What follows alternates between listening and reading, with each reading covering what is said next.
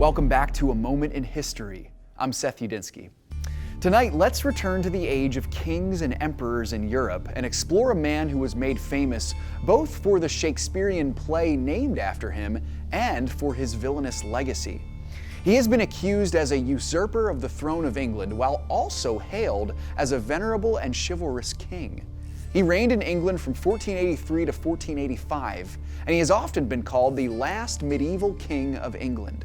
Let's explore the life and legacy of King Richard III of England. Richard was born into nobility in 1452 in Northamptonshire.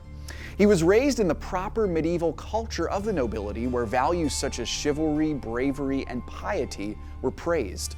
Richard was a knight in the most noble order of the Garter, and he fought in several English campaigns as part of the English Wars of Roses in the 15th century. Throughout that time, Richard was loyal to King Edward IV of England. Because of his loyalty to the king and his status in the nobility, he gained more land and his power in England began to increase.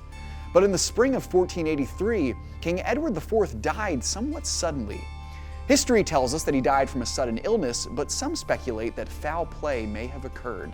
Either way, an opportunity opened up for the 30-year-old Richard.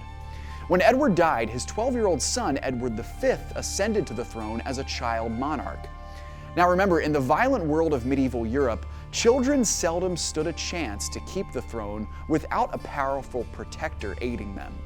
At first, Richard swore fidelity to young Edward, as he had done to Edward's father. But in May of 1483, Richard capitalized on his opportunity to take the throne. He forcibly removed young Edward without doing him harm, though he did murder Lord Hastings on his way to the throne.